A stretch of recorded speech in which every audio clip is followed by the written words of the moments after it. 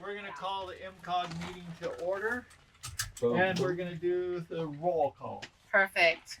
Director Klein. Present. Director Alaniz. Here. Director Carter. Here. Director Chris. Here. And Chair Haschek. Here.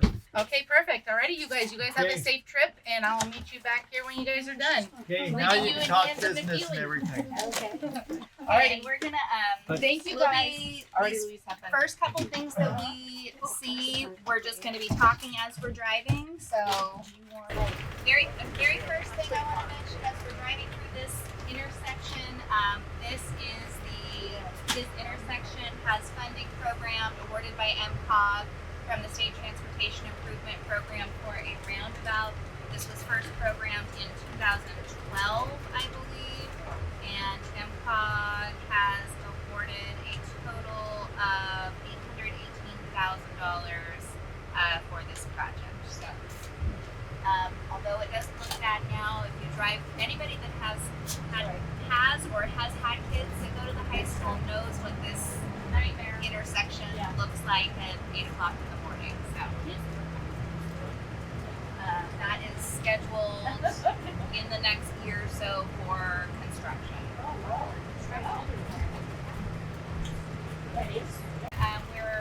Everybody's got their itinerary, but the next thing we're doing is we're gonna head down to Lake Mendocino Drive and exit there so we can see where the county's proposed Redmeyer Road extension will come in. So Alicia will be talking at that point, but it'll just be a drive by that location. We won't be stopping until we get to Ackerman Creek. So I'll talk more about Redmeyer when we're on the other end of it, but here where we're coming up to the intersection with North State Street, this is where we'll have the other end of the Redmeyer Road extension. So if you look a few pages into the alignment, you can see we're considering putting a roundabout here at this location, and so Redmeyer Road would basically just be straight out in front of us.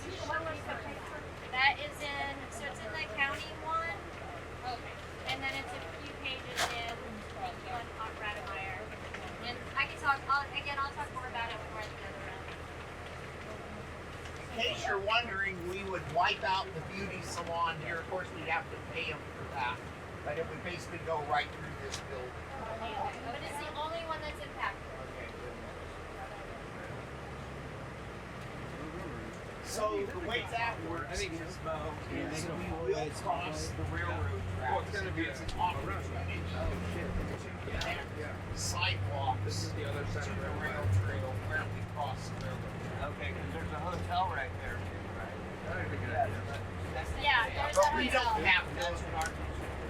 We don't have to disturb, tear down the hotel. No. Alright, so we are going to get off the bus here, but this is an active construction site, so we do have wear vests and hard hats. For those of you that do not have your own vest and hard hats, we have a supply of them in the back. Hector and Michael, can you guys help pass those out? So the hard hats and vests are from Granite Construction, who is the contractor on this project. Also on the courthouse, we'll be seeing later. At the end of the day, if you want to keep your hard hat and vest, Granite says you may keep them, or you can return them.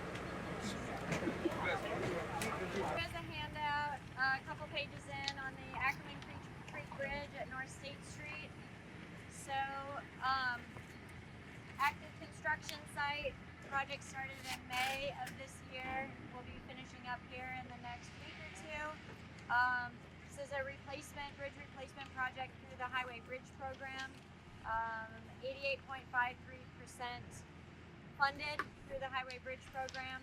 The local match has been covered by a variety of sources. The first one being the Mendocino College's portion of grant funds from the City of Ukiah's redevelopment agency grant back from years ago.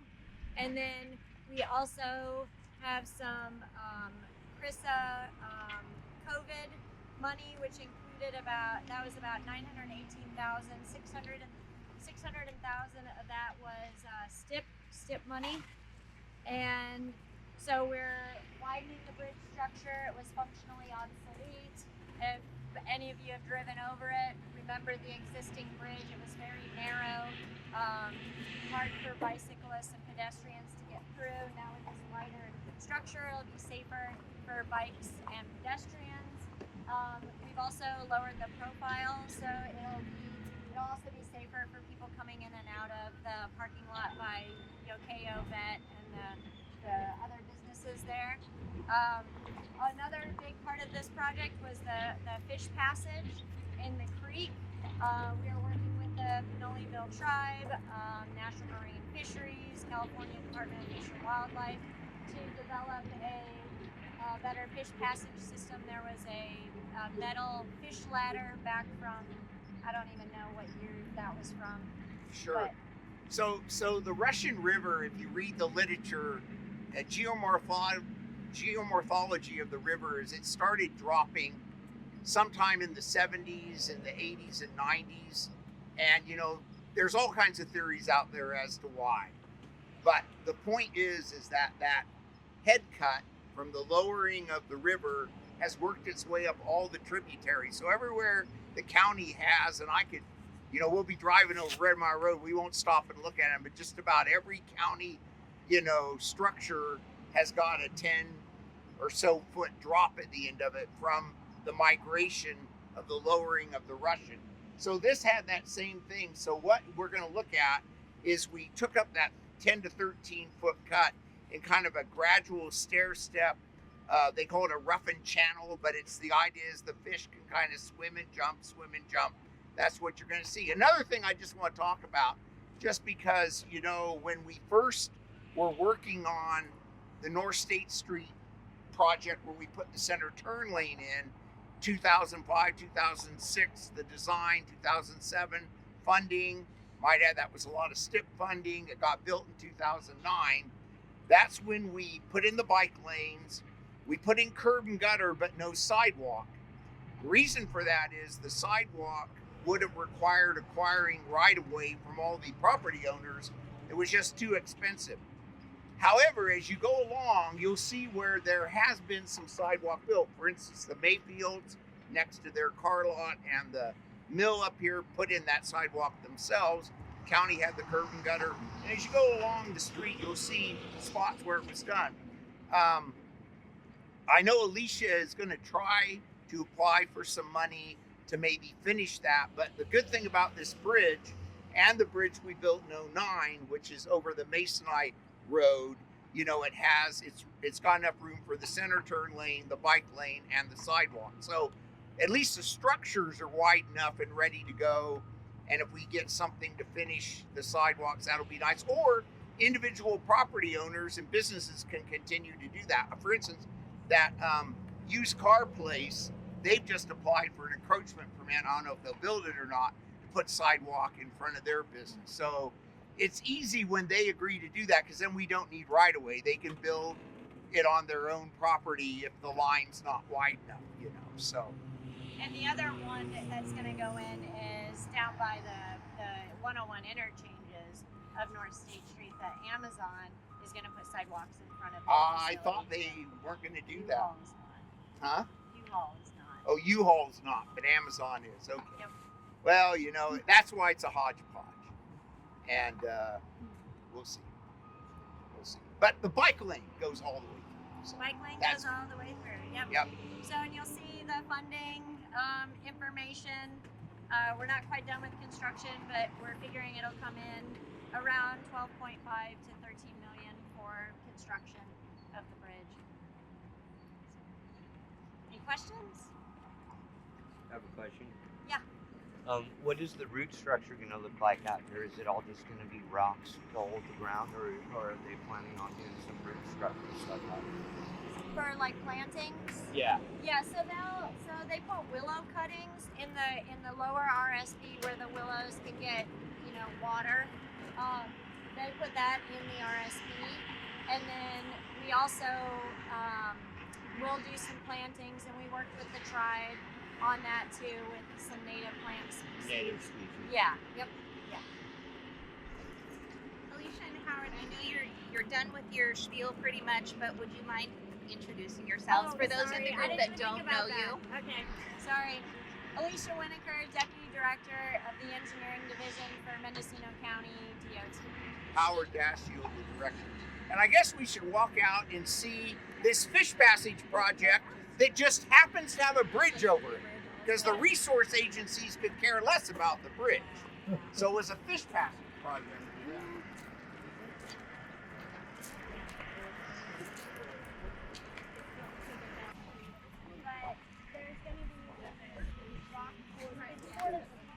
Where's Gizmo? There's your willow. And so it'll give the fish these pools. See, there's your willow. Okay, Stuck in there. See, they got some there that are set off. Yep. Yes. Well, not in the song keep so much as they're stuck between the rocks. Yeah. Yeah, that's our root structure. All that too for for the final project, but then some of it's just temporary construction easements. And so like this was all temporary construction. Over there was temporary construction. And then there's just a little bit of acquisition. And when we were first in right of way, that was still owned by the vineyard, and there were vines there, which is actually a big reason why we didn't do. Initially, we're going to do a one season with the detour because we would have had to take out a lot of vines and they had very expensive. But then, like just last year, the year before, they took it out. We were done with right of way. That was closed. We were out of that phase. So we were going to just stick with our 2 season one, but then Granite came back and proposed to do it in 1 season. And then so we awarded it to them last year. We pretty much spent the whole year coordinating with the permitting agencies and Caltrans to get the change approved. And then there was some cost savings in doing that, which there's a whole process that Caltrans has on how to split up, how you calculate the cost savings, how you split it up. Yeah. So,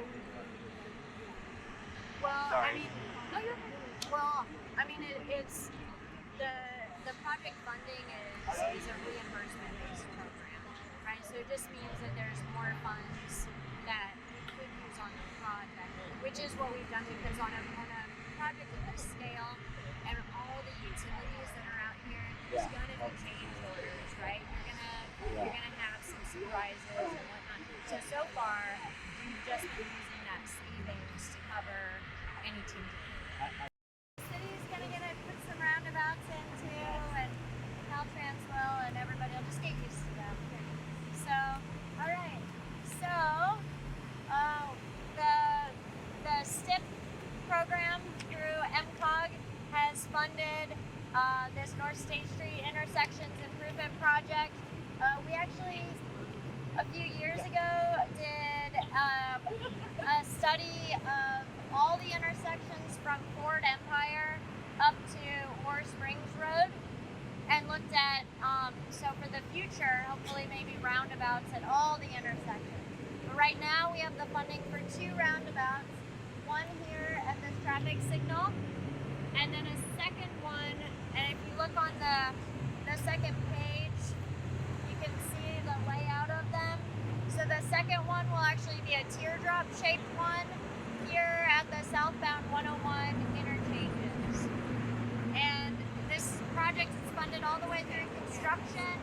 We've cleared environmental. We have 65% plans, and we're in the right-of-way phase. We're just about to start the appraisal process in right-of-way. We're having to work very closely with Caltrans on this project because we're impacting their interchanges. And then our schedule, we have construction going possibly in 27. It'll probably be a 2-year. So it'll be 27 and 28, or depending on funding, it may be 28 and 29. But all you can see on the front page, all the funding, this is all through MCOG, through the STIP program. Is it 16 million? Is that it? Yep, Yeah, almost 17. Yeah, almost 17. So the teardrop stage one will be on this side of the overpass. Yes. And so these people will come, which TICOM every day. Yep. We'll come and then just get it to the So roundabout here. Yeah, and Yep. so it should And release so this some will of the be back you coming off the freeway and then just coming south. Or if you wanted to go north, then you can just come like this and go around and go north. And so the teardrop shape keeps so that when you're coming off from the southbound, you don't have to worry about people coming around the roundabout, right, and getting in your way. You're only looking at traffic coming from the south. Oh.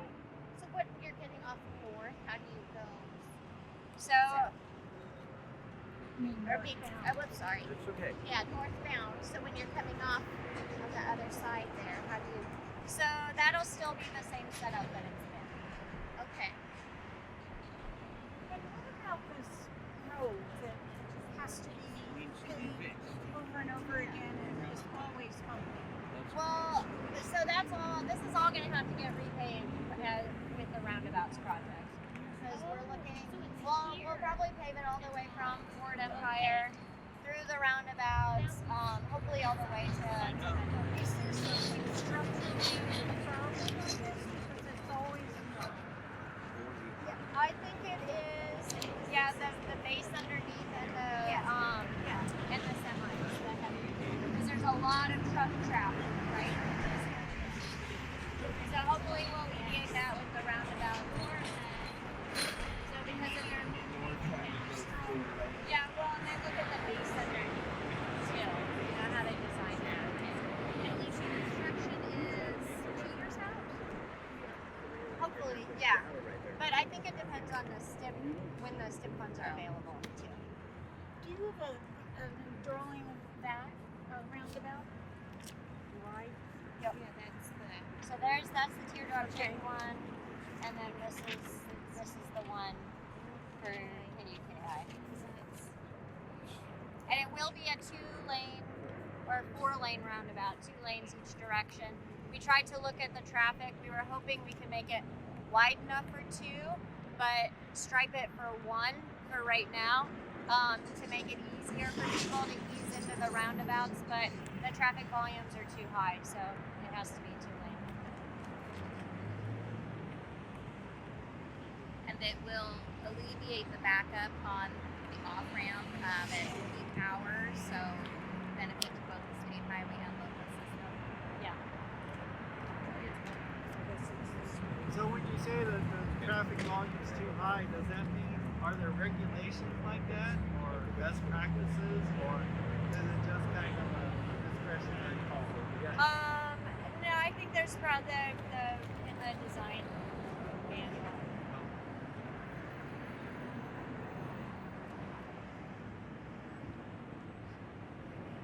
And what about bikes? No, I don't see bikes. There are bike lanes, and it will be striped for bicyclists.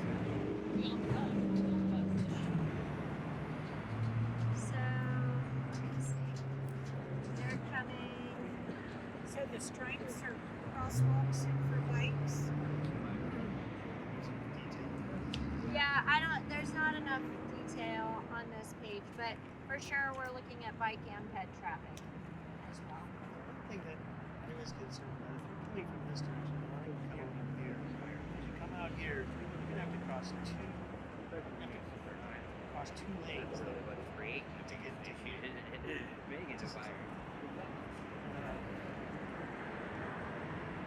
Like it's an easy turn. Yeah. But if you're wanting to get over to here, you're having a car coming this way that's blocking your view, and then the next car that's coming behind you is the Right. one you can't see. Yeah. So I don't know. I mean, that's just one thing that kind of jumped out at me. Yeah. Girl, yeah, the issues that are north of that is that being looked at too. It's like the very short on ramp going northbound So that's- and trying to turn left off of that exit. So that's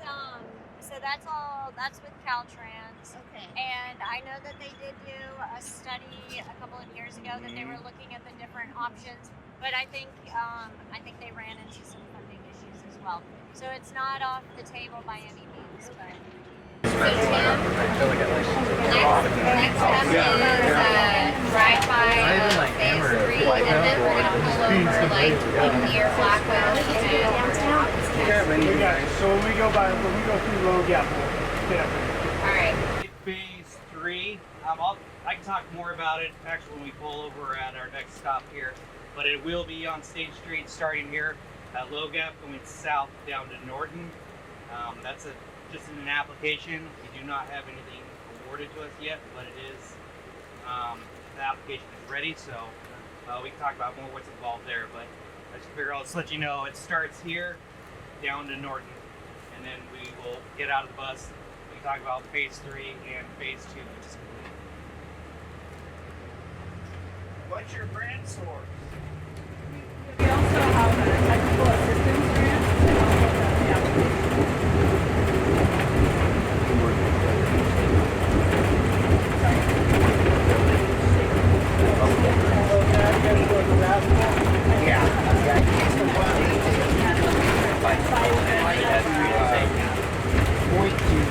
Gather in close if you can, so we don't have to yell. Well, we probably have to yell anyway, but So first, actually, let's talk about Streetscape 2 before we go to 3. My name is Andrew Strickland with the City of Ukiah Public Works Engineering Department. I was the project manager and inspector actually out on this job and phase 1. So I'm very well acquainted with this part of Streetscape. It's beautiful. Thank you. So Streetscape Phase 1, where we did that back, started in 2020. And that was from Mill Street north up to Henry. And you see, and so basically continued the same thing for Phase 2. This project was about $10.3 million. We got just over $1 million, 1.3 or 1.6 from MCOG. And then the rest of it was funded through our water, sewer, and then our electric department through the utility funds there. So that included, we replaced all of our water main, all the water services, hydrants, which was great. They were very outdated, a lot of breaks there. We replaced all of our sewer, for all laterals up to the sidewalks for everyone. Big improvements. We put all of our electric, on the poles ahead. Everything's now underground, which I think has a good look, especially when you look at the before and after. You can get everything underground. You guys made the downtown area look so much better. It's So nice when you look back on it. So nice, yeah. Storm drain. We replaced. We added a lot of new storm drain, replaced existing storm drain. All these different planners. We widen the sidewalks. ADA accessible for all the different curb ramps. We have curb extensions, where they would fit. We had to learn a couple new lessons. There was some things that could have been improved from the first phase of Streetscape. So we took that, we added, median down there. So we have all these new trees and plants that we put around here. Trees seem to do really well on Streetscape. If you look in phase 1, they've really grown very fast. So we're very optimistic with these ones as well. All new street lighting. So it's nice to do a project when you can replace everything and you don't have to worry about working around old infrastructure. So that project was almost 2 years for the phase 2 to happen. So I can answer any questions on that one. But phase 3, which we don't call downtown Streetscape, now we're outside of there downtown. Phase 3, like I said, Low Gap down here to Norton, where we ended phase 2. So that will, right now, we did an application on that one. It was not successful. I think we had a strong application. It's going to be continuing, much of the same things that we have on Streetscape, utilities, ADA improvements, all of that, with the exception of electric is not ready to go underground on that phase there. We can't, it's not an underground district there, so it'd be nice, and they said they're tapped out of money, so that would, other than that, it would look similar. Like I said, that was unsuccessful, so now we have an advisory, as far as committee, that we're going to get some more input from the public, which would just make for a stronger application, and continue on. I don't know how much more different. It has a different feel as you move further north. You get a little bit more commercial, industrial as you go further north on State Street. So you have to work with different type of businesses and different challenges that way. That's estimated about $9 to $10 million for that project. It takes about a year and a half, to build those. Are there any questions on basic? Yeah. You're gonna pave and do the bike lane and widen the sidewalks. Yeah. So that one we're called, it's the cliche closing the gap on that section there, because really we've overlaid and rehabilitated, northern state, basically from Low Gap, north up from there, and so that section right there, we want to add in some bike lanes through, for this last section, widen sidewalks, so make it more walkable, with all the ADA driveway aprons going through there, and be able to have, so you have biking that can continue all the way through, whereas we don't have designated bike lanes on here, then we have Main Street, that we've known, we'll talk about that later. That's the brand new road, and that has designated bike lanes. So you could actually go through State Street, and then you cut over on Main, and then bring back on to State Street here, which we would put some bike lanes, and be able to have a north-south route for much of Ukiah. Does that answer the question? Yes, Okay. thanks. Any other questions on this? Yeah. Got a question. Are there a distance for like the bus stops? Is there a certain turnout that you make in the streetscape project for the MTA? Yeah, they had their designated areas that they had already. They're not pull out specifically. We have marked off sections for them with no parking, and it's marked with signage, so they can pull over and use those areas. So we maintain the length that they need for the buses, but there's no designated like in Windsor. other than in south down just north of Gobi by Safeway. There's a little bus pull-out section there. But otherwise, all the other bus stops that we have around here are just they pull over to the shoulder into like what would look like a parking lane there. But they aren't like designated for the bus only. Anybody No, could they be are. parked No, there. there are areas that they're marked out as no parking, and there's sign for the buses there, and there's usually a bus shelter there, or at least a sign for the MTA that has their signs there. Thanks. We had to remove all the old concrete from the old highway. It was out here. That added extra expense, but it's just a lot better to be able to get rid of that, and makes it easier for their, when you rehab, overlay, and so forth. So What do you do with that Good old question. concrete? the concrete, they take that to different places, usually NorCal, and then they use that, they grind that up, and then they That's what I heard. yeah, it gets reused. Usually a recycled base, or it gets moved in. They can use it for the other roadways. Yeah, so big chunks came out. Yeah, that was a big process there. Phase 3 is the last section of the old highway, so we would look to remove the Yeah, we'd want to remove the sections. concrete. That'd be like the last section that we have, in the current city limits as far as with the old highway, the concrete slabs there. Take that out. It's really because then we insist whenever we made it a goal every time we reconstruct a road that we're going to replace all the water and sewer at that time, because we don't want to make a brand new road and an old pipe blows up. So by doing that, you don't really want to save the concrete. It's a lot more expensive to then saw cut and make these trenches and then pave back and pour back in concrete.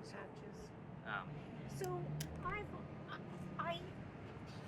I love what you did. It's beautiful, but they're dark streets, so that creates a heat island effect.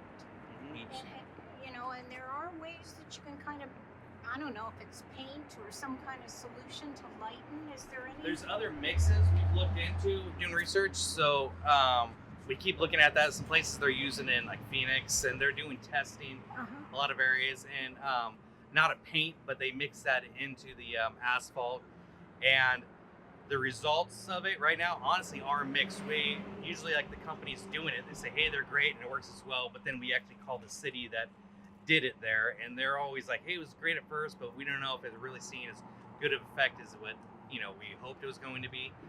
Definitely is a big added cost to it, so we are interested in doing that, and we have city council that is very supportive and pushing for those type of changes, but we're looking for the right thing to do as far as what the mix is. But we've also got the Climate Resilient Forests Grant, $1.4 million. And one of the first steps that we took with that was to do heat testing. So we had about 4 different vehicles. I never heard the results of that. Well, I don't think we've gotten the results just yet, but we were actually mapping where the hot spots are around town. And so now we have kind of pre-data. We can look and say, where are the hot spots? Where are the places that would be most important? We'll be planting trees to try and shade those parts of the. But as we experiment with things, with new technologies, and do like little test samples, I think we could look at those maps and say, oh, this is a good place for us to test that because it's one of the hottest places in the city. And those are grant opportunities, maybe to get asphalt to pay for. Maybe as a test area also within Ukiah, we could do that. I think that would spur from those studies. We might be able to do that. Yeah. So. Small section. Well, I'm glad you're paying attention to Yeah. it. Yeah, it's just gonna get hotter. We'd like to see some gray top, not call it black top actually anymore. There's such a thing. Any other questions on this project? Not a Challenges? question. I just want to make a comment about kind of the background of this project and really, a lot of the things that we're going to be looking at today. So, it was mentioned the STIP funding that MCOG has awarded to this project, about $2.9 million between phases 1 and 2. But we also had the planning project from back in like 2010, 2010, something like that. That was the Ukiah Downtown Streetscape Plan that really kind of, identified the concept for all of these phases and set the city up to get those construction funds to actually do the project. The same was true for the roundabout project that we just looked at. That came out of a planning study. So, that's why we at MCOG, we are the Regional Transportation Planning Agency. That's why we do those things, is so that we can get the local agencies set up to implement these projects. So, just wanted to make that connection that we've had this long, many-year history with these projects, and it is really exciting to see it, and it's great. All right. Any other questions? And did you explain the limits of phase 1 also? Yeah, phase 1 was from Mill Street to Henry, which you can see just kind of the bottom of that hill first coming down. And it was much the same. I mean, it was definitely a challenging project in phase 1. Or when we started that, before we did, we're like, how are we ever going to do this because of the impact it's going to have downtown? But hey, we got lucky and had a global pandemic that came out, and that ended up making so we ended up starting. I don't know, like within like the right after when it shut down and everyone was like shelter in place, we went out there and started it because then we shut down like all of section of Perkins and the Stanley area, things you couldn't have done before. So use as much as we could. I mean, it was not great for business for both accounts. What was going on, but it was tricky work when you're working around.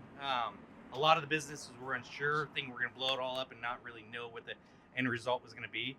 Phase 2, this one right here, was a lot easier because they were like, hey, they liked what they saw down there, and they were actually asking and saying, hey, yeah, we want that to happen. They knew the sidewalks, they're going to be a lot better, and the trees, how well they were doing.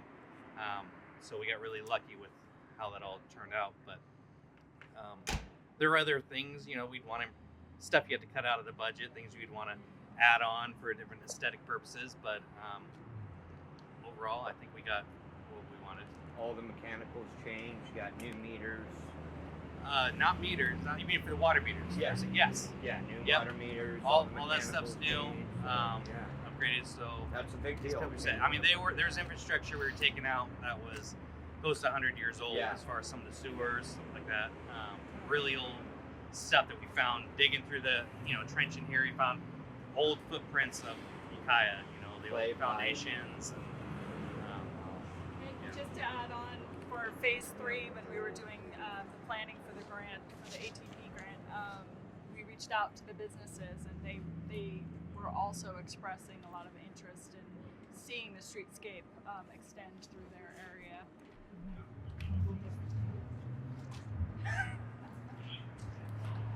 Yeah.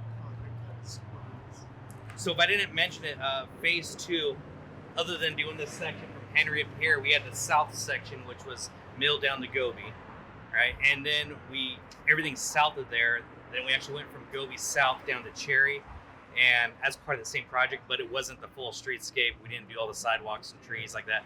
That was actually spurred on by the sewer. We had to replace the sewer, had 2 different mains down there, so we went down to 1. So that's what drove there, and then it was just an overlay of the road, so we didn't reconstruct. So that was not part of it, but we did it with that project. So at least, and we're out adding the bike lanes with it. So at least it makes it, you have a smooth ride going through. And so the water, it didn't get changed. Water was already good as far from our cruise. It was good enough that it was no concern about it breaking. So. So I don't think on this tour we'll be driving along the phase 1 segment. I assume that most of you have probably seen it, but if any of you haven't, I do, when we're all done, I do recommend checking it out if you haven't seen it. Looks really nice. So. All right, any more questions about the streetscape? If not, we'll get back on the bus. Awesome presentation. Yes. On Perkins Street. Yeah,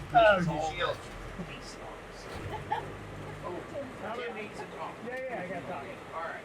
So we have this urban core project that we're doing, but one of the things that kind of started is maybe Perkins shouldn't be just kind of what you see in front of you now. And so some of the city council members got the blue zones to come to a city council meeting and kind of develop this sort of very loose concept on what it could look like. And so that was a lot of the community like that, but then staff kind of had to say, yeah, well that's a great concept, but there's no engineering behind any of those sort of pictures that were presented.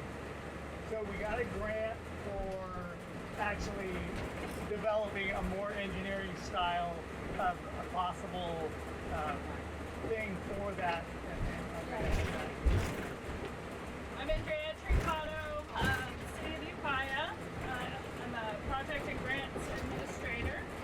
So this summer we got a Caltrans Sustainable Community Grant. The planning study is going to cost about $325,000. It will look at pedestrian, bicycle, and transit, the existing conditions and traffic conditions, and recommend improvements for multimodal and circulation improvements down the line. This is planned for, we're like in the initial planning stages, so a project we would envision coming in 5 to 10 years.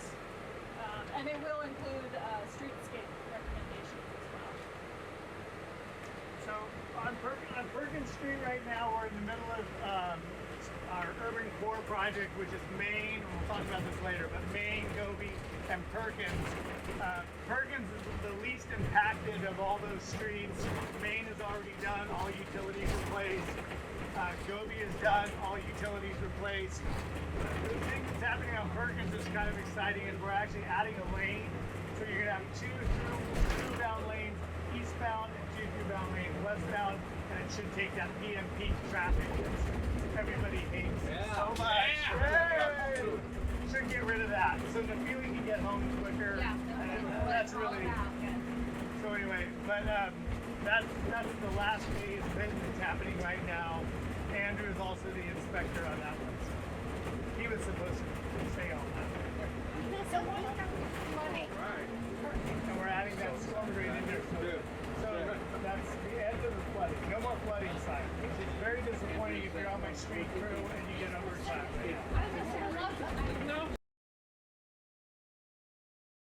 The county has zoned these East Hills suburban residential, so a larger lot. But there's actually quite a few people who live out here. I think Alicia has that in the fact sheet. And there's general plan and zoning that would support more. She's looking up the number for you. But, there's one person on this bus that lives out here that makes it all worth it regardless of the population. That being Neely.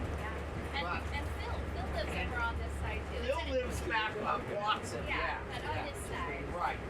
So the idea is this is a dead end road that we're on, and the connection Alicia will go over will make this road tie back in where we were at on North State Street. We're not gonna get out here. We'll just stop and talk for a minute. So this is the other end of the Redmeyer Road extension where I showed you guys the intersection with North State Street. On the other side where we do the roundabout. There is some information in here about it. There's also some plan views that show the alignment. So it basically would come at the bottom of this field and then go across. It would go over the Russian River. This project is pretty exciting. It is, the anticipated project cost is $56 million. Most of that is funded through the local transportation climate adaptation program. 12 million was awarded in cycle 1 for environmental and design. In cycle 2, Mendocino County actually received the largest grant in the whole program at $39 million. There was only like $93 million in the whole of cycle 2. Oh, wow. So we were pretty excited to get that, and so we'll be building about 2 miles of a new road, which doesn't happen very often that we actually get to build a new road. It will include a bridge structure over the Russian River, an at-grade crossing at the railroad tracks. There'll be bike lanes and what's that? So you'll have access at the end of the road, bicycle wise, but not vehicle wise. What do you mean? No, it's both.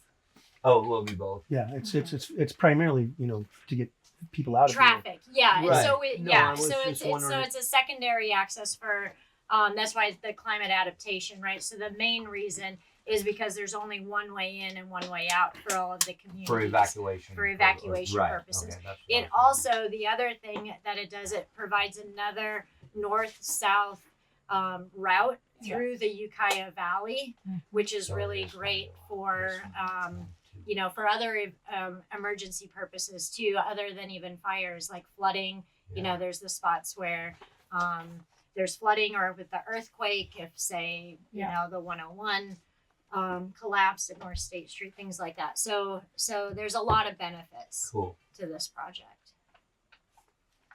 And when?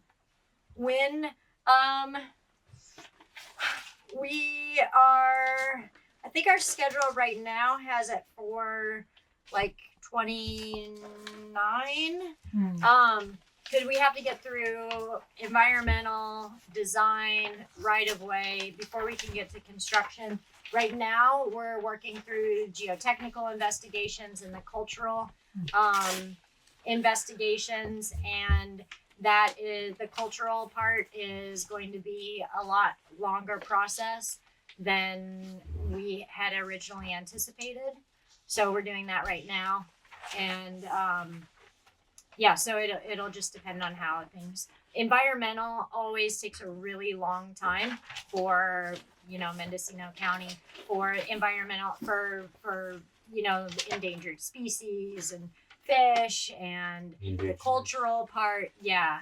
So When you say cultural, do you mean tribal or artifacts? artifacts. Yeah. Mhm. So if you think that waiting till 2029 is onerous, I just want to put a plug out there for the fact that, MCOG supported feasibility study funds back in 07, did a feasibility study in 09. That study set up the They do. parameters to even apply for the grant that Alicia's working on.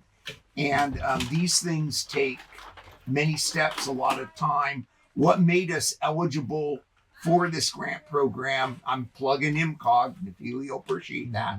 It was written into your regional transportation plan, which you all vote on, was identified as a need based on that feasibility study. So really, 2029, if you go back to 07, 08, when we started talking about it, but these are the steps you have to go through to be ready for a grant program which came up, climate adaptation, to even have a chance. I'll be retired by then, but 2029, I'll bet you it stretches. Just my opinion, it probably won't get done that fast. But It's a lofty you goal. just keep Yeah. moving forward. That's what you have to do. These projects take years. Just like that bridge we looked at, Ackerman Creek. We did the widening of North State Street in 2009, and people thought, well, why aren't we doing the bridge like in a year or two? Well, here it is, 2025. We're finally getting it finished. But you just And that have was to just keep. for the bridge. Yeah. Right? And so here we're talking about 2 miles of road and a bridge structure Yeah. that's even bigger than the one on But- Ackerman. You just keep plugging away. You wait, and then when you get an opportunity, you move forward.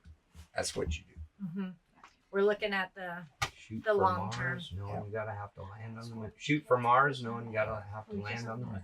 So MCOG awarded about 200 something thousand for that preliminary work back in 2009-10 that led to this eventually. But yeah, the big grant that the county secured was really something. I mean, it was a very competitive program, like Alicia said, very limited funding, and they did get the largest share of that funding due to the fire hazard risks and the ability for people to evacuate. I don't know if everybody could hear Howard while we were driving, but for those of you unfamiliar with this area, there are a lot of, you can't really see them from the road, but there are a lot of subdivisions up in these hills. So quite a few people that live in this area that currently have one way to get out, and then also, like Alicia mentioned, there are multiple places that get flooded, and so sometimes in flooding, people are either stuck on one side or the other. So,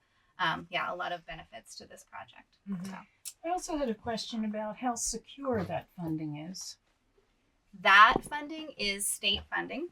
The LTCAP funding is, it is. Yeah, it is. I think it's state cycle 1 state. I mean, when we're looking at 40 million, there's probably going to be some federal money involved in that. But this is money that would have already been given to the state. Portion to the state. Mm-hmm. See, so funding comes and goes. You just stay on track. Yep.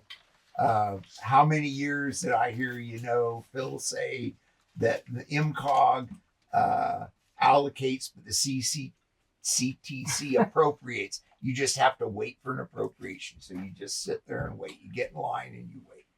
Then you get there. The other project that's not in the Ukiah Valley, but that we also got LTCAP funds for, these climate adaptation grant funds for, and it's another project that MCOG has helped the county with over the years, is the Brook Trail second access. So we also got $12 million for environmental and design on that one, but that one is not funded for right-of-way and construction. But like Howard said, you keep plugging away, and you just keep getting further, and we wait. We're always looking for grants, and then I get criticized a lot from the public, and I did in 2009. Why are you spending all this money doing a plan and you got no money to build it? And my response is, yep, but if we didn't do that, we wouldn't have been ready in 2024 to try to take the next step. My other answer is, okay, you do a plan that you have no way forward to build, but, is that a reason not to do a plan? I mean, because then you'll for sure never get anywhere.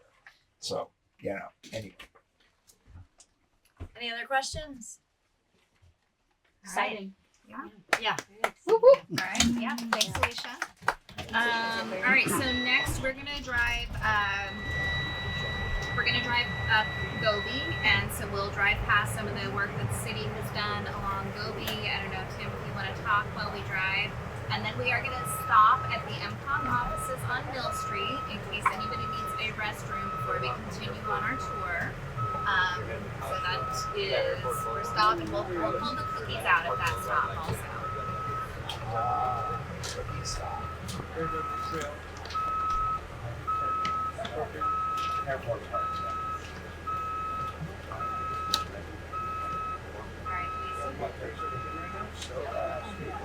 Okay.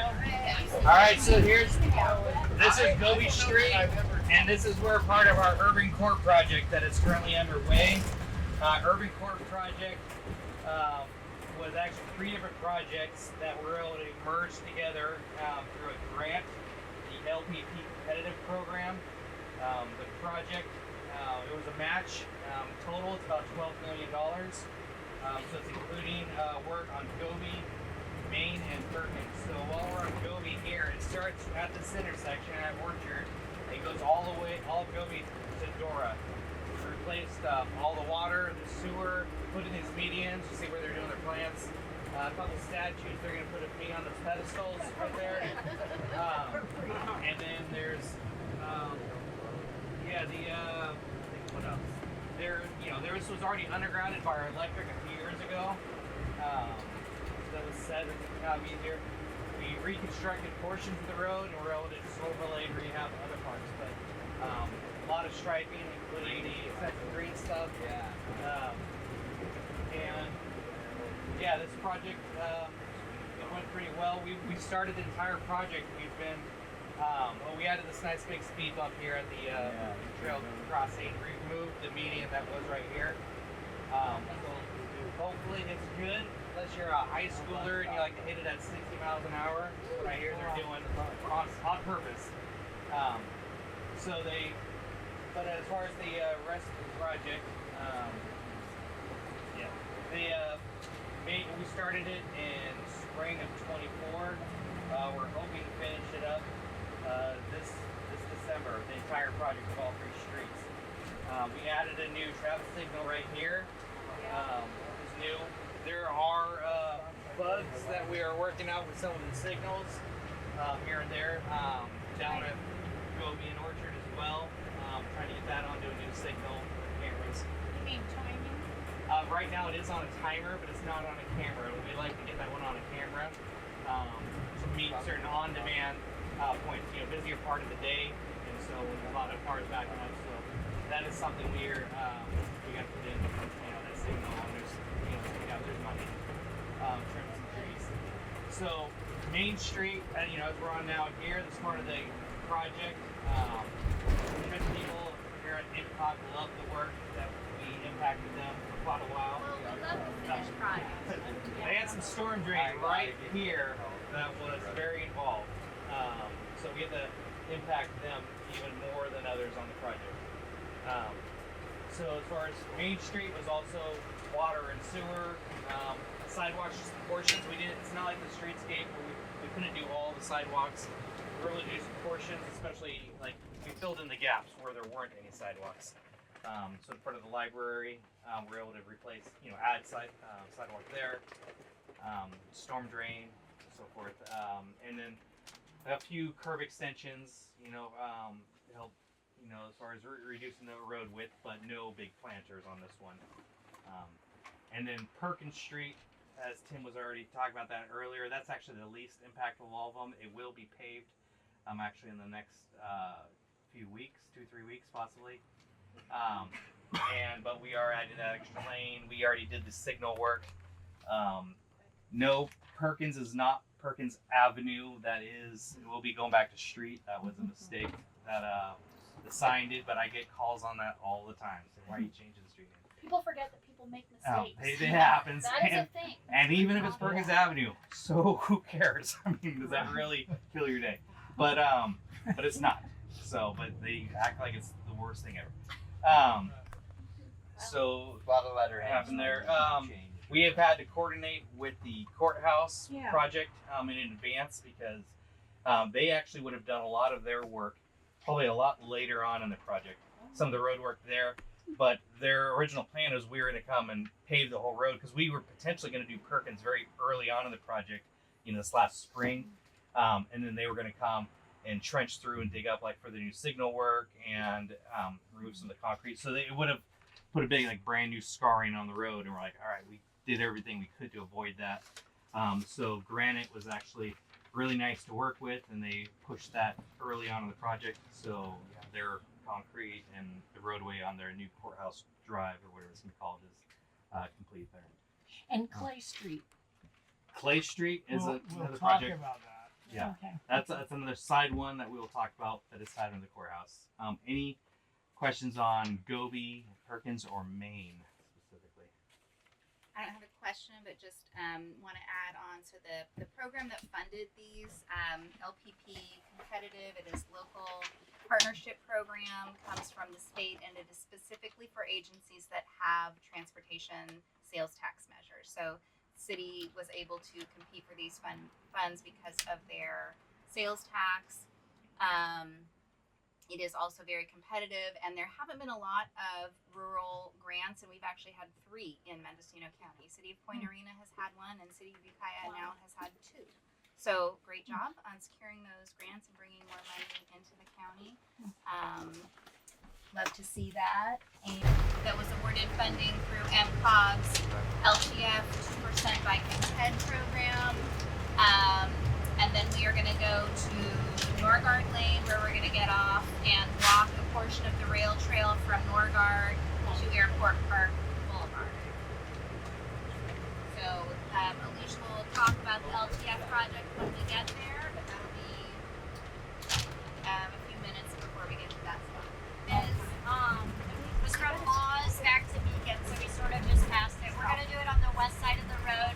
It's a highway safety improvement project, so it's safety related. A consultant actually had done a study for the local road safety plan that was funded through MCOG, and as part of that, they also developed 2 HSIP applications for each agency. And so this sidewalk was one of them that the consultant had done for us that we were successful with. And then MCOG is going to be funding the local match through the 2% LTF Bike and Head funds for the sidewalk here on South State Street. And then we're also going to be doing a sidewalk in Covelo on Crawford Road from Bigger to Henderson. And then also doing some advanced curb warning signs throughout the county. Oh, and so there is a little write-up about it, and just a very, very basic picture of the project limits of the sidewalk. It's an advanced pedestrian crossing. We are going to get off the bus, and we're going to walk north on the rail trail to the Holiday Inn Express on Airport Park Boulevard. If anybody would prefer not to do the walk, the bus is going to go around and pick us up on the other end, so you're welcome. If anybody feels like they would be too much walking, or they just don't want to do it, that's fine too. You're welcome to stay on the bus and meet back up with us on the other end.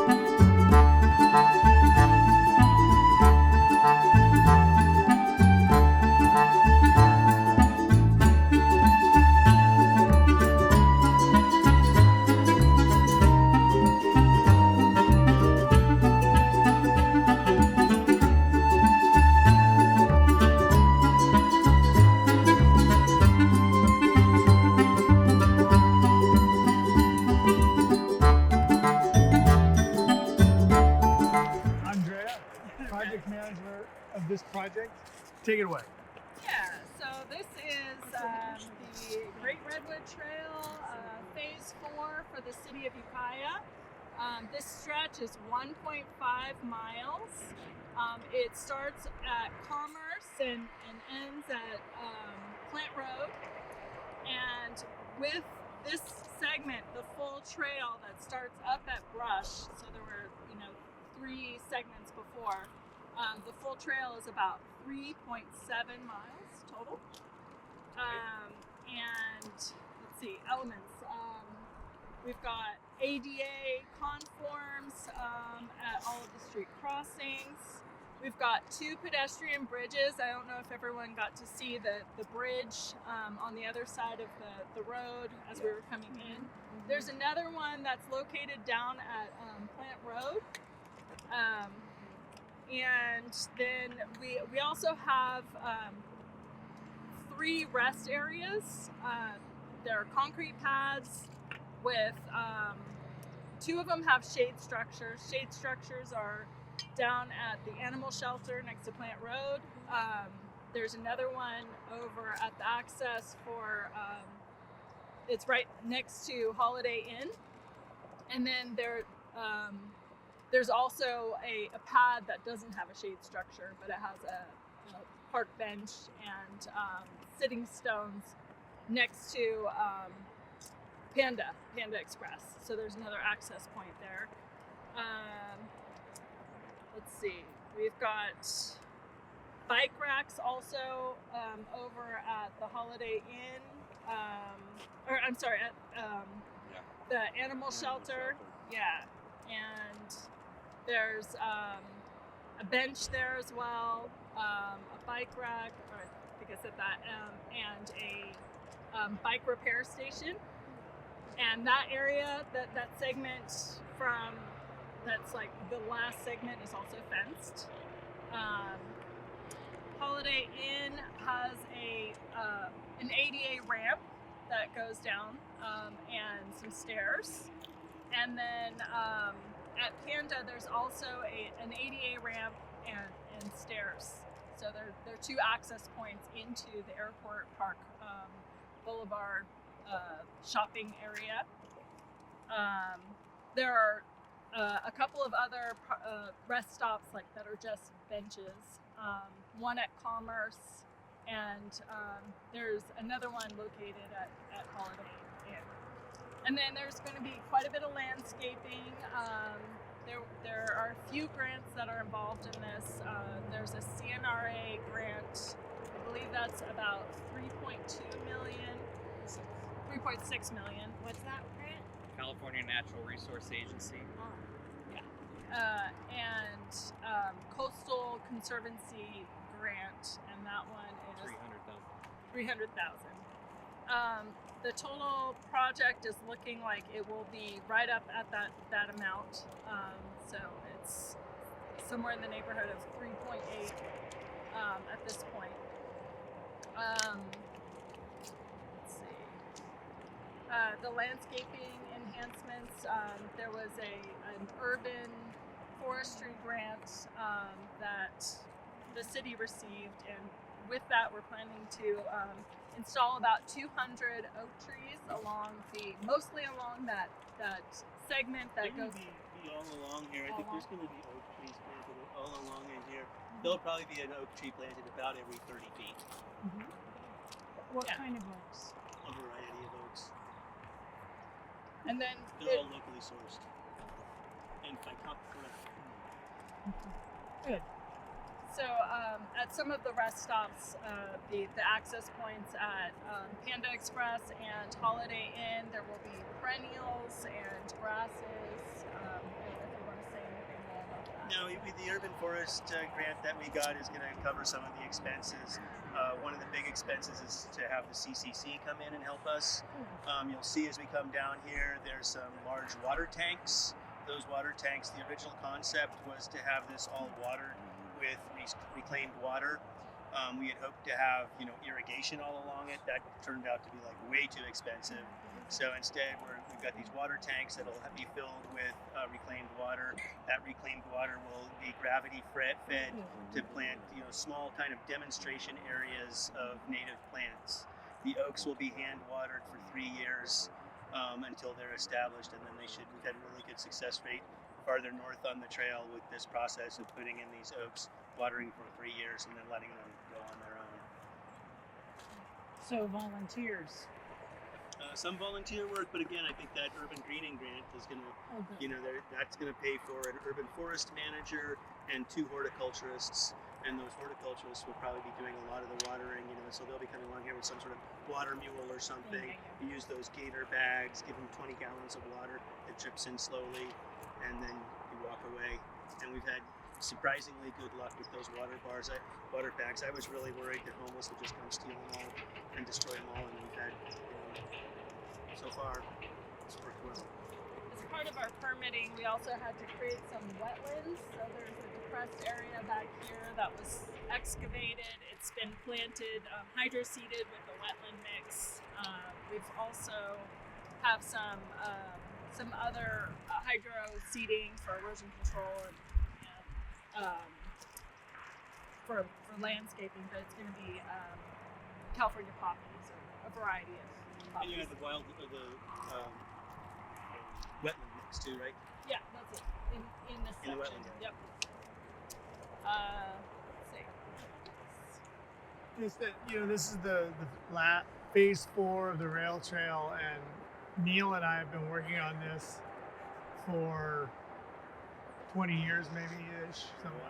And we were sure that each time we did another phase, that would be the phase that would just make this super popular.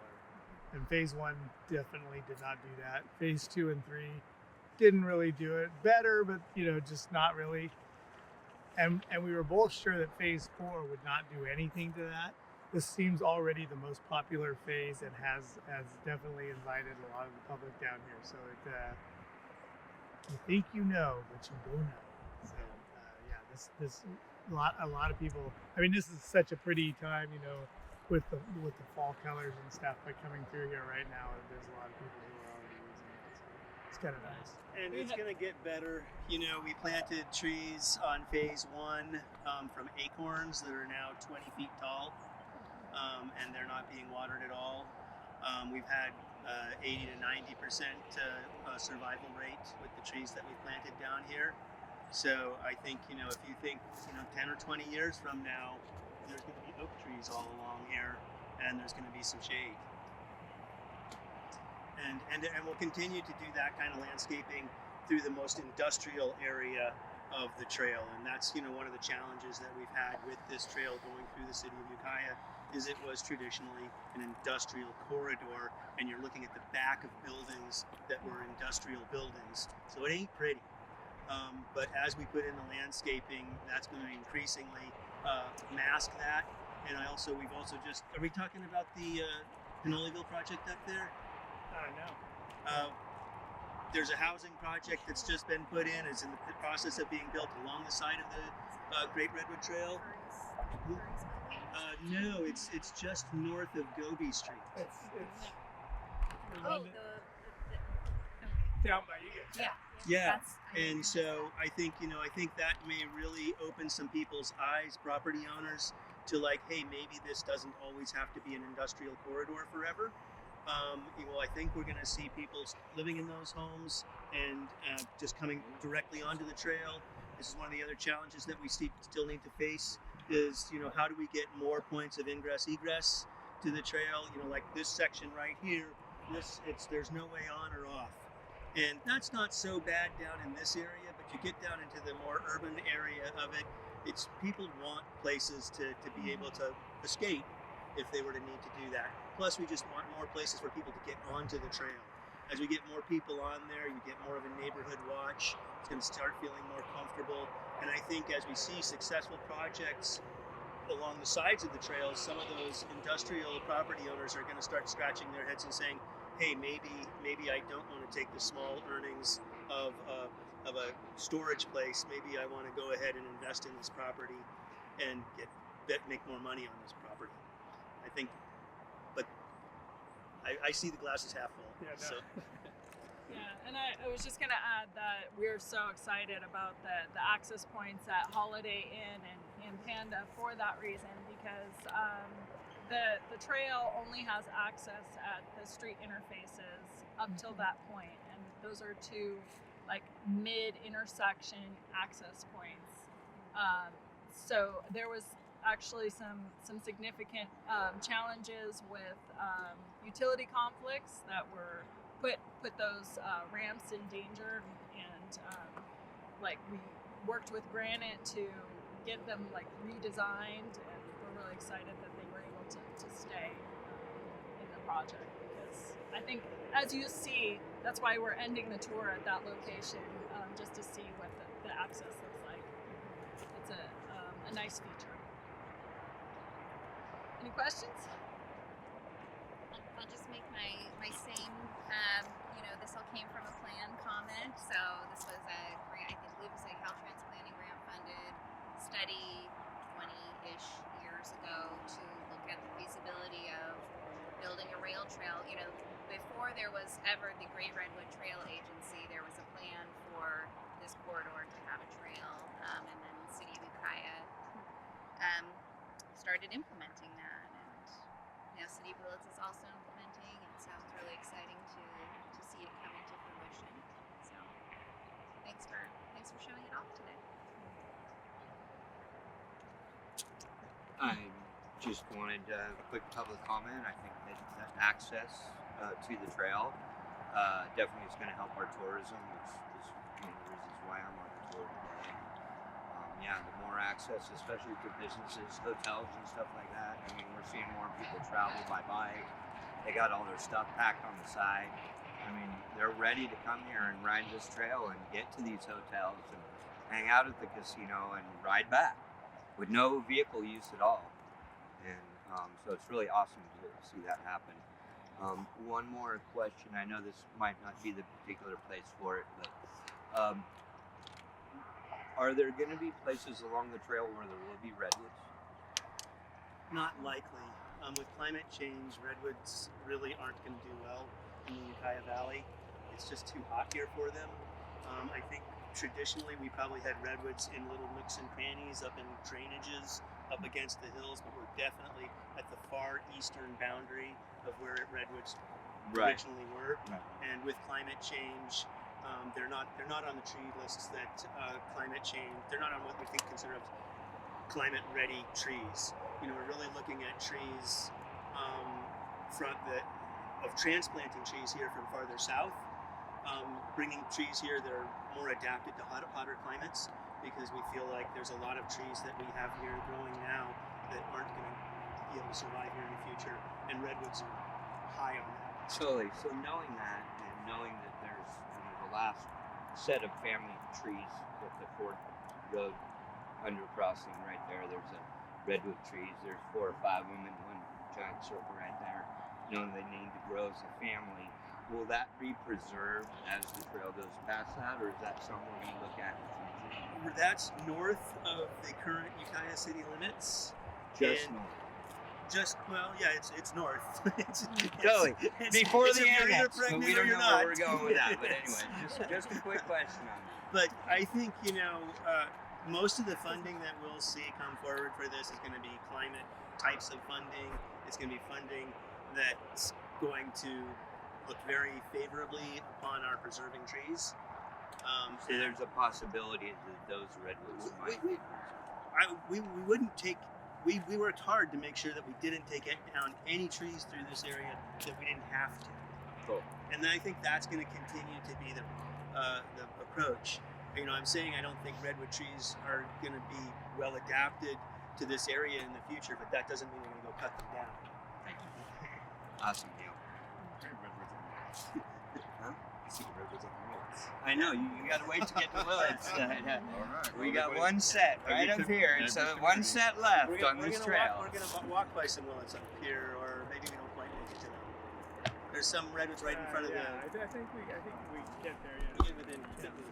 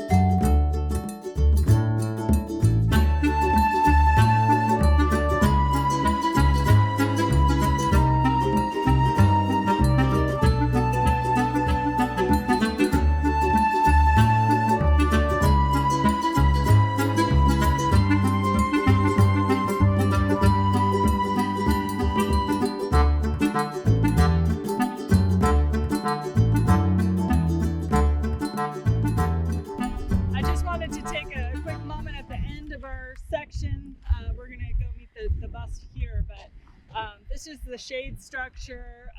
The construction project is still going on, so we're waiting for delivery of the picnic bench here and a bike rack. There's also going to be the stone seats here, stone boulder seats.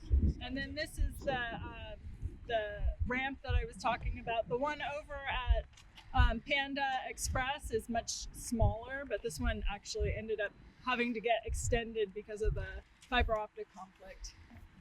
So Very impressive. yeah. This ADA, yeah. Yeah, and then there'll be, landscaping throughout here as well.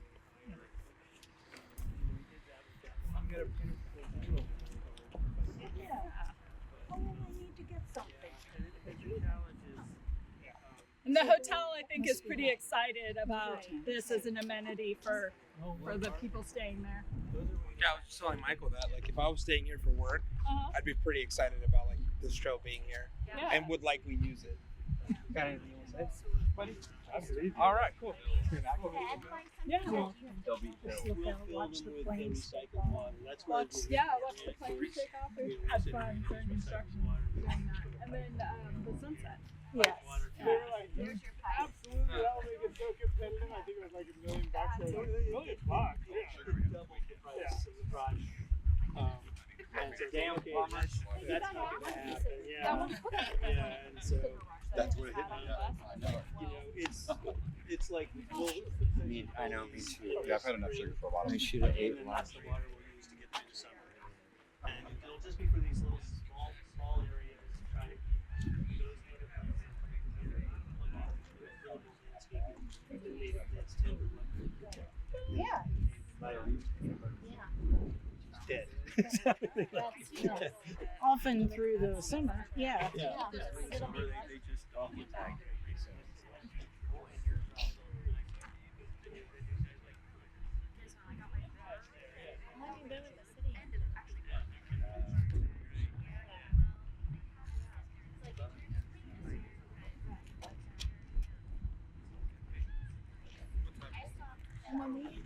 And when we go on vacation, so we're not in So I mean, just go. Oh, you have cheese down there?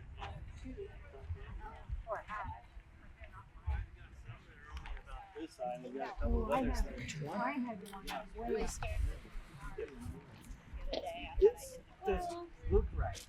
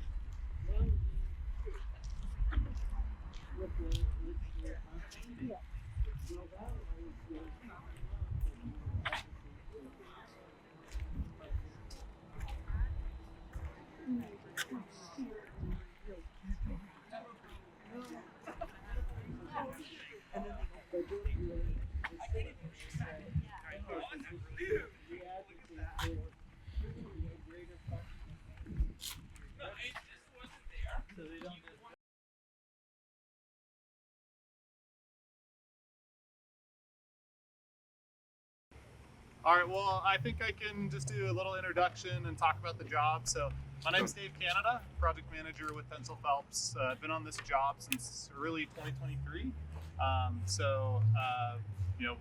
We as the design build entity on the job, we oversee both the design and the construction of the courthouse project. We partnered on this project with the Judicial Council back in December, I think, of 23 was when we came into contract with them. We then spent another year in pre-construction, finalized design with the city of Ukiah it's kind of split into two permits. One for the offsite work, which is the construction of the Clay and Courthouse Boulevard. So we worked hand in hand with the city on that.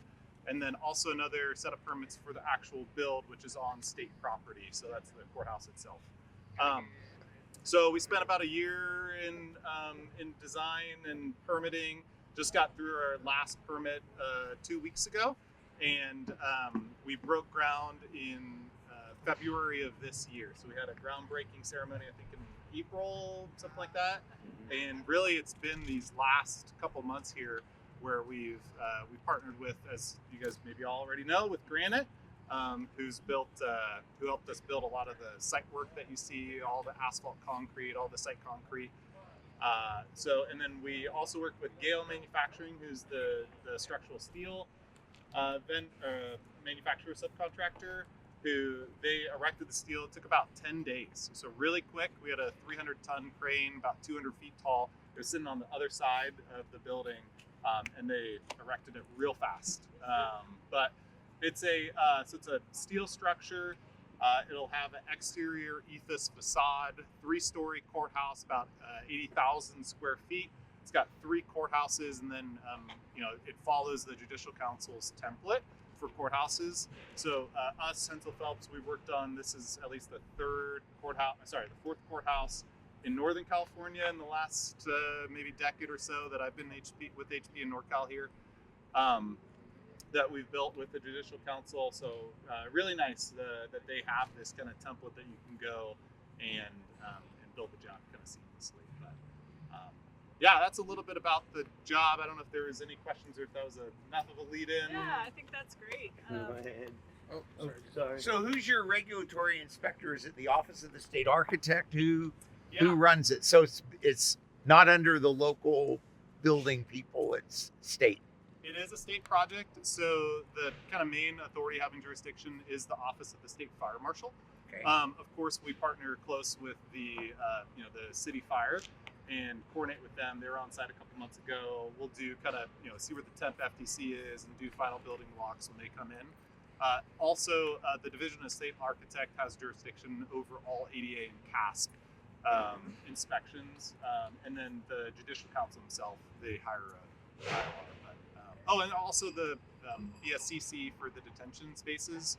So there will be an in-custody holding area where the sheriff will bring the inmates to. They'll hold them there during the day while they kind of wait to go up into the courtrooms. So yeah, good question. Will there be any styrofoam facade? It is, yeah. So you do have an insulation kind of styrofoam around the exterior. So it's a metal stud framed.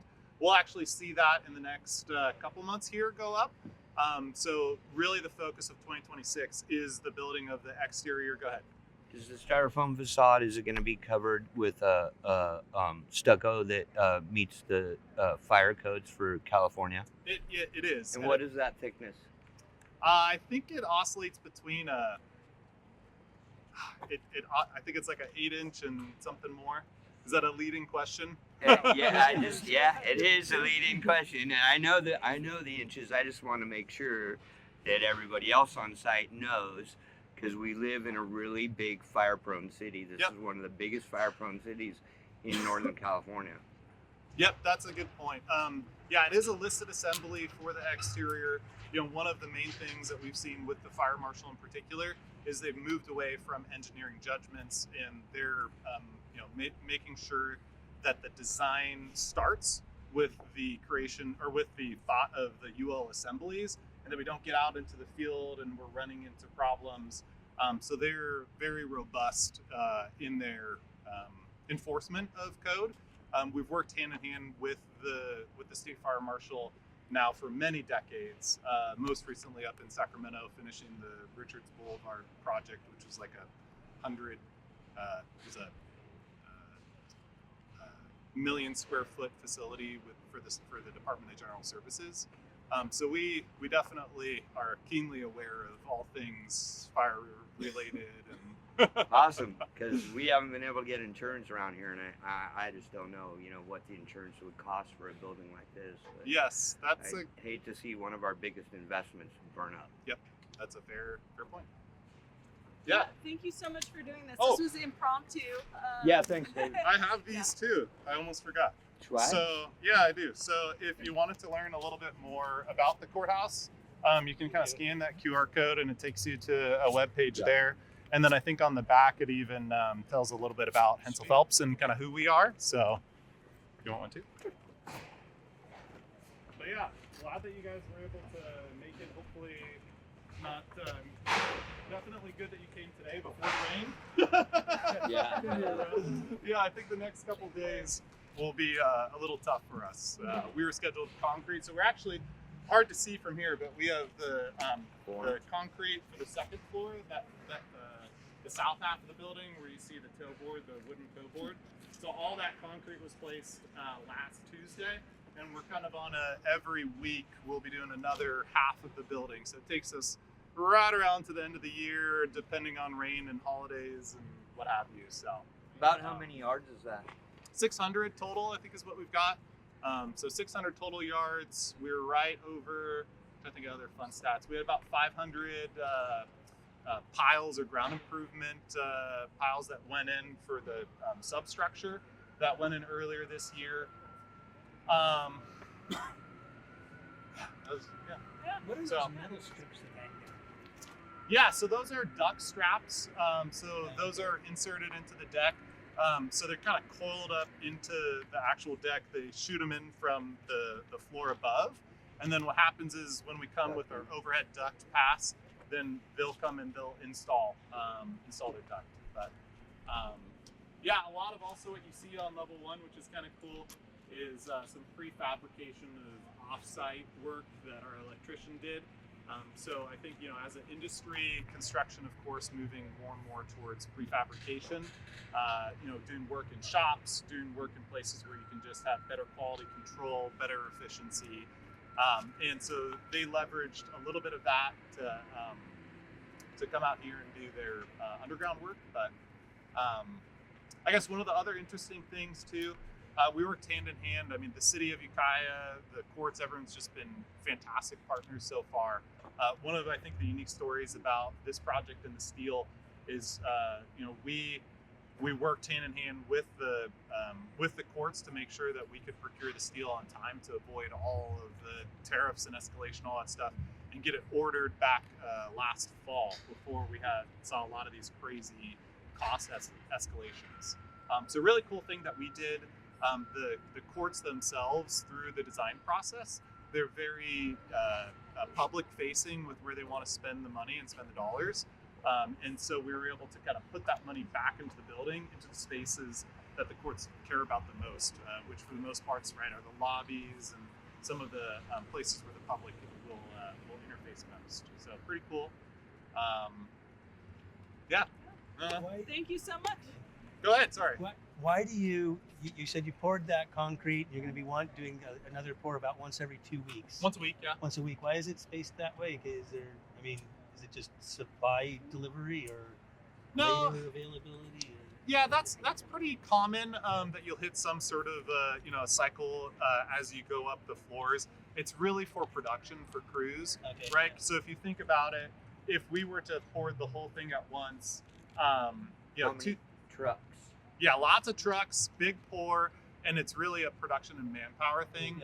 So maybe what you could do with 10 people, you need 100 people, or and if we're done with the space, then we want to phase it so that it's turned over a little faster. So yeah, but yes, glad to be done with all the paving here, especially before the Ukiah rains really come. Might be tonight, David. Yeah, I know. Might be tonight, man. I think it was a couple inches coming this week. So, Yeah. But yeah, go ahead. Tim, is there anything to say about what's going to happen with this property at this point? Yeah. So this just some other stats that you might want to take home and tell your family. $144 million for this little thing that's coming into this community. That's very cool. That will be here for longer than all of us, likely. When is it scheduled to finish? Oh, yeah. End of 27? Summer of 27. Summer of 27. Yep. So that's when it should be all done. In that time, the city has a grant to push Clay Street all the way through. So it includes redoing that part of Clay Street that looks like Industrial Center right now. Pushing it through this property that we're still doing an arm wrestle with the property owner to get, and then improving Leslie Street both ways.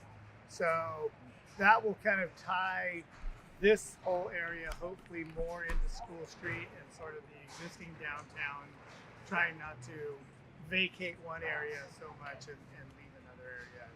So that's kind of the plan. All of that. That's and redo some of the water and sewer lines in there. That's like a $7 million project that we got half the money for from the Has this become a city street here? What's the name? Courthouse? I think it is Courthouse. Yeah. Courthouse Boulevard. So it's Hospital Courthouse. Yeah, Right. it makes it. And then there'll be like parking over there, parking here. Yes, I was just about to touch on that too. All right. So there's 160 parking stalls, and this is our superintendent guest, by the way. So 160 parking stalls. So you have a staff lot and then also a public lot. So all of the stalls have PV array coverage over, so it's 100% of the stalls get covered. So pretty cool sustainability add for the project. And does the revenue from that electric generation that goes to the state, is there some fund that how's that? I don't know if there is any Who gets the surplus. money? Yeah, for the if there is a surplus generated, then how Do you think that it would works. just be used on site I, first? I'm not. Yeah, used on site first, and then I'm not sure if there is a surplus. What happens? Yeah, good question though. And one other thing I wanted to touch on with the grant, which was pretty cool, is that there were just under 50 grant applications for the LPP competitive, and the city was the smallest city amongst them. We were the other cities were like Sacramento, Monterey, larger LA, huge like ones. We got like 6 million. We got 3 million. 3 We got million, half, and right? everything else was like 10 million 25 plus. million. Yeah. We're like. one of the projects was actually the Smart Train extension, I think, to Oh, yeah, that's Healdsburg. right, So, Yeah. so yeah, it was just really cool to see So what's the that. plans for this area here on the side of the street? Well, Oh, I'm so glad you asked. So a couple of years ago, MCOG sponsored a study to explore site selection for an MTA, Central Ukiah Transit Center for Mendocino Transit Authority.